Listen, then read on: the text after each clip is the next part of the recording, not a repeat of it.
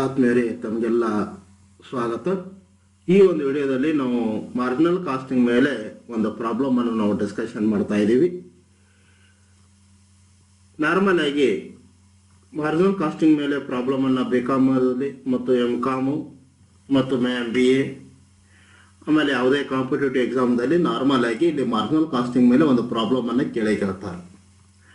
ಅದನ್ನು ಯಾವ ರೀತಿಯಾಗಿ ಸಾಲ್ವ್ ಮಾಡಬೇಕು ಅನ್ನೋದ್ರ ಬಗ್ಗೆ ಈ ಒಂದು ವಿಡಿಯೋದಲ್ಲಿ ನಾವು ಡಿಸ್ಕಷನ್ ಮಾಡ್ತಾ ಇದ್ದೀವಿ.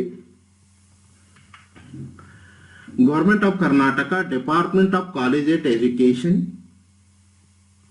SV Kawade, assistant professor of commerce, government first grade college, Vijayapur 586-101, mobile number 9986529073.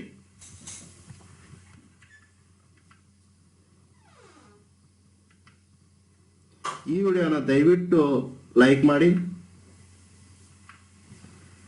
ಈ ನಮ್ಮ ಯೂಟ್ಯೂಬ್ ಚಾನಲ್ ಅನ್ನ ಸಬ್ಸ್ಕ್ರೈಬ್ ಮಾಡಿ.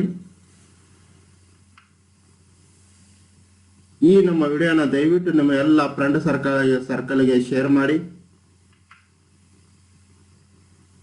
ಈ ವಿಡಿಯೋ ನೋಡಿದ ನಂತರ ತಮ್ಮ ಸಜೆಷನ್ ಒಪಿನಿಯನ್ ಅನ್ನ ಕಮೆಂಟ್ ಬಾಕ್ಸ್ ನಲ್ಲಿ ಬರೀಬೇಕಂತ ನಾನು ಕೇಳ್ಕೊಳ್ತಾ ಇದ್ದೀನಿ. ಇಲ್ಲಿ ನಾವು ಮೊದಲ ಪ್ರಾಬ್ಲಮ್ ಅನ್ನು ನೋಡೋಣ. ಸೇಲ್ಸ್ 10,000 ಯೂನಿಟ್ಸ್ ಅಂದ್ರೆ 10,000 ಯೂನಿಟ್ಸ್ ಗಳನ್ನ ಸೇಲ್ ಮಾಡ್ತಾ ಇದ್ದಾರೆ. at ₹10 per ಯೂನಿಟ್ ಅಂದ್ರೆ ಸೆಲ್ಲಿಂಗ್ ಪ್ರೈಸ್ ಎಷ್ಟು ಅದರ ಇಲ್ಲಿ 1 ಯೂನಿಟ್ ಅನ್ನ ಸೇಲ್ ಮಾಡಲಿಕ್ಕೆ ₹10 ಅನ್ನ ಇದೆ. ಅಂದ್ರೆ ಸೆಲ್ಲಿಂಗ್ ಪ್ರೈಸ್ ಪರ್ ಯೂನಿಟ್ ಎಷ್ಟಿದೆ ₹10. ವೇರಿಯಬಲ್ ಕಾಸ್ಟ್ ₹5 per ಯೂನಿಟ್ ಅಂದ್ರೆ ವೇರಿಯಬಲ್ ಕಾಸ್ಟ್ 1 ಯೂನಿಟ್ಗೆ ₹5 ಅದ. Fixed cost of 40,000. Sales of 10,000 units. Selling price per unit 10. Variable cost per unit ₹5. Fixed cost ಎಷ್ಟಾದ್ರಿ 40,000. ನಮಗೇನು ಕ್ವಶನ್ ಅನ್ನ ಕೇಳ್ತಾ ಇದಾರೆ ಅಂದ್ರೆ find PV ratio, second one BEP, third one margin of safety, fourth one sales required profit is ₹50,000. ಅಂದ್ರೆ ಒಂದ್ ವೇಳೆ ನಮಗೆ ₹50,000 profit ಬೇಕಾಗಿತ್ತಂದ್ರ ಎಷ್ಟು ನಾವು ಸೇಲ್ಸ್ ಮಾಡಬೇಕು ಅನ್ನೋದು question. Last one profit when sales is ₹2 lakh. ಒಂದ್ ವೇಳೆ ನಮ್ದು ಸೇಲ್ಸ್ ₹2 lakh ಆಯ್ತು ಅಂದ್ರೆ ಪ್ರಾಫಿಟ್ ಎಷ್ಟು ಆಗ್ತದೆ ಅನ್ನೋದು ಈ ಕ್ವಶನ್ ಅದ ಅರ್ಥ. ಈಗ ನಾವು PV ರೇಷಿಯೋನ ಯಾವ ರೀತಿಯಾಗಿ ಕಂಡುಹಿಡಿಬೇಕು ಈ ಪ್ರಾಬ್ಲಮ್ದಲ್ಲಿ.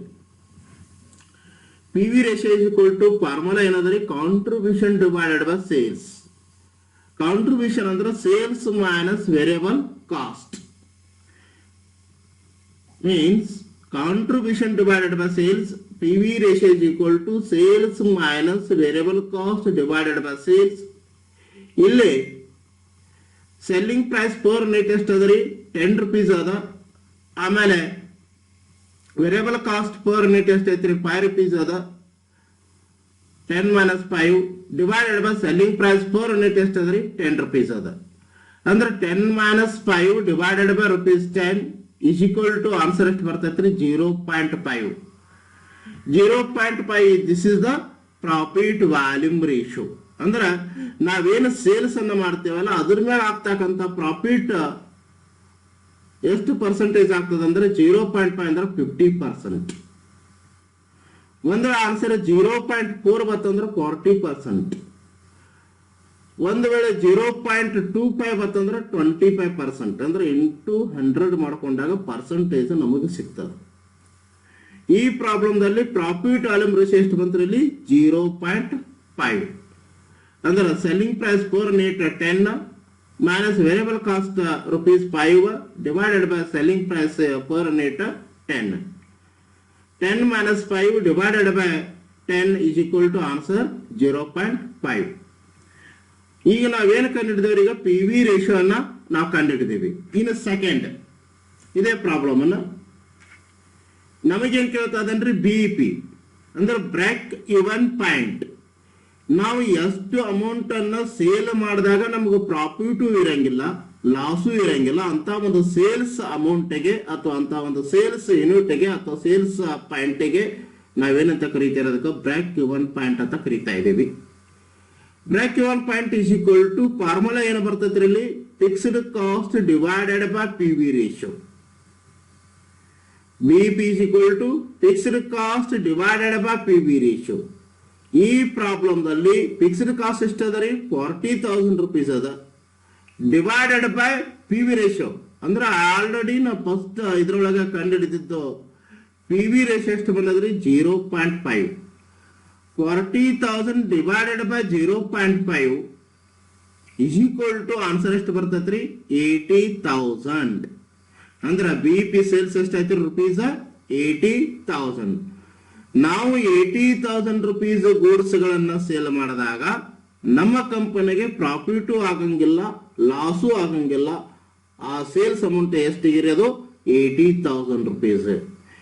ಇದನ್ನ ನಾವು ಬೇಕಾದ್ರೆ ಕ್ರಾಸ್ ವೆರಿಫಿಕೇಶನ್ ಮಾಡ್ಕೋಬಹುದು. 80,000 rupees ಸೇಲ್ಸ್ ಆದಾಗ ಇದ್ರ ಮೇಲೆ 50% ವೇರಿಯಬಲ್ ಕಾಸ್ಟ್ ಇರ್ತದೆ. ಯಾಕಂದ್ರೆ ಪಿ ವಿ ರೇಷಿಯೋ 50% ಅದಂದ್ರ ವೇರಿಯಬಲ್ ಕಾಸ್ಟ್ 50% ಇರ್ತದ. ಒಂದ್ ವೇಳೆ ಪಿ ವಿ ರೇಷಿಯೋ 40% ಅದಂದ್ರ ವೇರಿಯಬಲ್ ಕಾಸ್ಟ್ 60% ಇರ್ತದ. ಒಂದ್ ವೇಳೆ ಪಿ ವಿ ರೇಷಿಯೋ 30% ಆದ್ರ ವೇರಿಯಬಲ್ ಕಾಸ್ಟ್ 70% ಇರ್ತದ. ಅಂದ್ರ 100% ಒಳಗೆ ಪಿ ವಿ ರೇಷಿಯೋ ಪರ್ಸೆಂಟೇಜ್ ಅನ್ನ ಲೆಸ್ ಮಾಡಿದ್ರ ನಮಗ ವೇರಿಯಬಲ್ ಕಾಸ್ಟ್ ಪರ್ಸೆಂಟೇಜ್ ಸಿಗ್ತದ. ಇಲ್ಲಿ ಸೇಲ್ಸ್ 80,000 ಐತಿ ಅಂದ್ರೆ ವೇರಿಯಬಲ್ ಕಾಸ್ಟ್ ಪರ್ಸೆಂಟೇಜ್ 50% ಆಗ್ತದ. 80,000 50,000 rupees ಅನ್ನ ಲೆಸ್ ಮಾಡಿದಾಗ ಅಂದ್ರೆ 80,000 ಮೈನಸ್ 40,000 ಲೆಸ್ ಮಾಡಿದಾಗ ಕಾಂಟ್ರಿಬ್ಯೂಷನ್ ಎಷ್ಟು ಬರ್ತೈತ್ರಿ? 40,000 ಬರ್ತದ. ಅದರಲ್ಲಿ ಕಾಂಟ್ರಿಬ್ಯೂಷನ್ ದಾಗ ಫಿಕ್ಸ್ಡ್ ಕಾಸ್ಟ್ 40,000 ಮೈನಸ್ 40,000 ಅಂದ್ರೆ ಇಸ್ ಈಕ್ವಲ್ ಟು 0. ಅಂದ್ರೆ there is no profit, there is no loss. Okay, what is the break-even point in this problem? Rupees 80,000. Third question, margin of safety.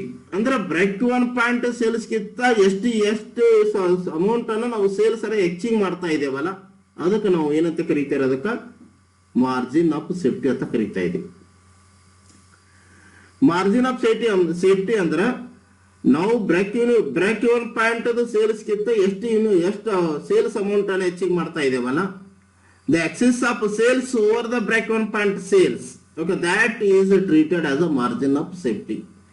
The excess sales over the break even point sales that is treated as a margin of safety. ಇಲ್ಲಿ ಮೊದಲು ನಾವೇನ್ ಮಾಡ್ಬೇಕಂದ್ರೆ actual sales ಅನ್ನ calculation ಮಾಡಬೇಕು. ಅಂದ್ರೆ actual sales ನೋಡ್ರಿ, ಇಲ್ಲಿ 10,000 units ಅದಾವ. ಒಂದು ಯೂನಿಟ್ಗೆ ಎಷ್ಟೈತ್ರಿ? 10 rupees ಅದ. 10,000 units into rupees 10 per unit ಅಂದ್ರೆ 1 lakh ಆಯ್ತು. 10,000 units into rupees 10 per unit is equal to actual sales ಎಷ್ಟೈತ್ರಿ? 1 lakh ಆಯ್ತು. Margin of safety is equal to what is the formula?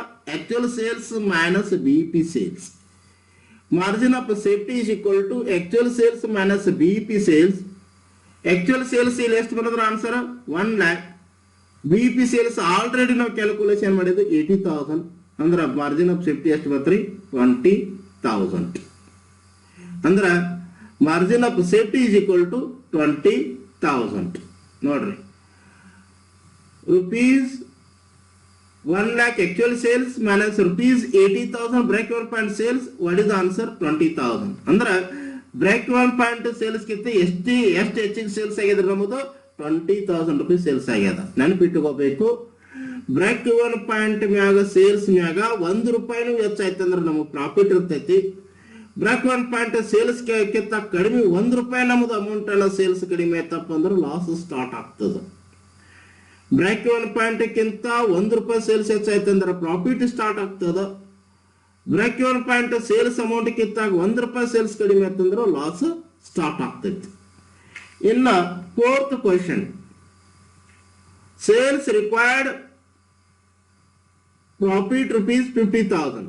ಅಂದ್ರೆ ಒಂದ್ ವೇಳೆ ನಾವು 50,000 rupees ಪ್ರಾಫಿಟ್ ಆಗ್ಬೇಕಾಗಿತ್ತು ಅಂದ್ರೆ ಎಷ್ಟು ಸೇಲ್ಸ್ ಮಾಡ್ಬೇಕು ಅನ್ನೋದು ಇದು ಕ್ವೆಶ್ಚನ್ ಅದ ಅರ್ಥ.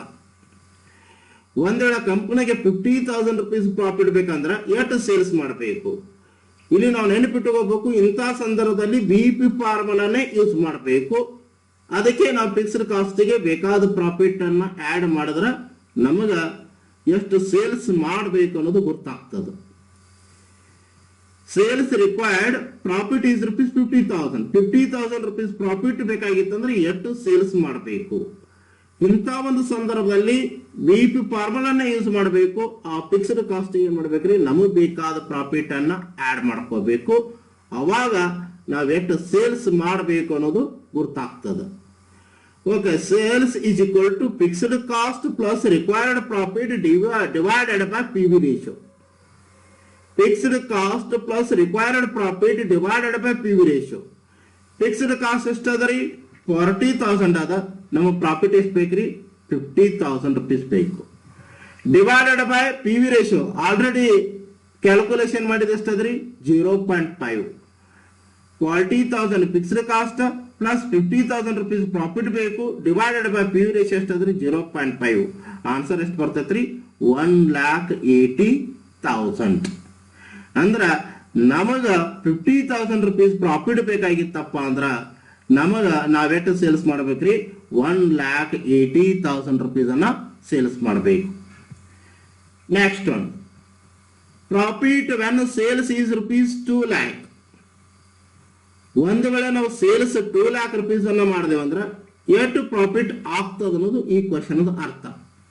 Profit when sales is rupees 2 lakh ಅಂದ್ರೆ ಒಂದು ವೇಳೆ ಸೇಲ್ಸ್ 2 lakh rupees ಆಯ್ತಂದ್ರ ಪ್ರಾಫಿಟ್ ಎಷ್ಟು ಆಗ್ತದಂತ ಅರ್ಥ. ಇಲ್ಲಿ ನಾವು ನೆನಪಿಟ್ಟುಕೋಬೇಕು, ಪ್ರಾಫಿಟ್ ವ್ಯಾಲ್ಯೂಮ್ ರೇಷಿಯೋ ಏನೋ ಬರ್ತೈತಲ್ಲ ಅದನ್ನ ಸೇಲ್ಸ್ ಮೇಲೆ ಡಿಪೆಂಡ್ ಆಗಿರ್ತೈತಿ. ಇಲ್ಲಿ ಈ ಪ್ರಾಬ್ಲಮ್ದಲ್ಲಿ ಪ್ರಾಫಿಟ್ ವ್ಯಾಲ್ಯೂಮ್ ರೇಷಿಯೋ ಎಷ್ಟೈತ್ರಿ? 50% ಅದಂದ್ರೆ 0.5.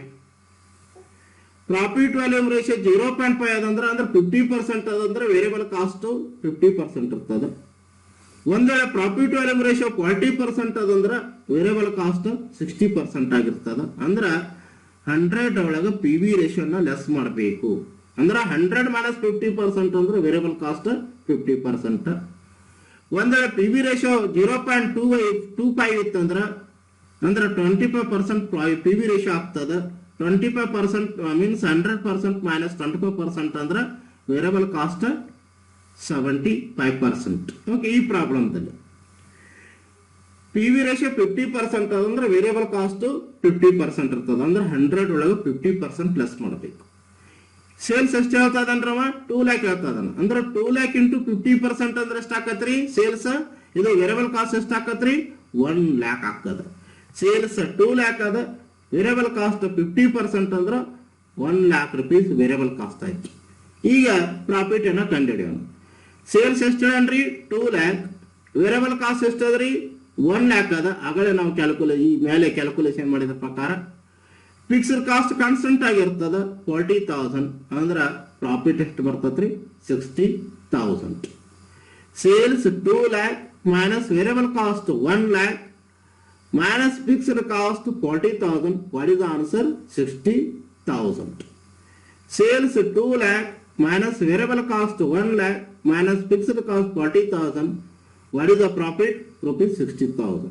ಅಂದ್ರೆ ಸೇಲ್ಸ್ ಒಂದು ವೇಳೆ ಕಂಪನಿಯಲ್ಲಿ 2 lakh rupees ಆಯ್ತಂದ್ರ ಪ್ರಾಫಿಟ್ ಎಷ್ಟು ಆಕತ್ರಿ? ನಮಗೆ 60,000 rupees ಪ್ರಾಫಿಟ್ ಆಗ್ತದೆ. ಈ ಒಂದು ವಿಡಿಯೋದಲ್ಲಿ ಒಂದು ಪ್ರಾಬ್ಲಮ್ ಅಂದ್ರೆ ಮಾರ್ಜಿನಲ್ ಕಾಸ್ಟಿಂಗ್ ಮೇಲೆ ಒಂದು ಸಿಂಪಲ್ ಆಗಿರ್ತಕ್ಕಂಥ ಪ್ರಾಬ್ಲಮ್ ಅನ್ನು ನಾವು ಬಿಡಿಸಿದ್ದೇವೆ. ಈ ಪ್ರಾಬ್ಲಮ್ ನಿಮಗೆ ಅರ್ಥ ಆಗಿರಬಹುದು ಅಂತ ನಾವು ತಿಳ್ಕೊಂಡೇವೆ.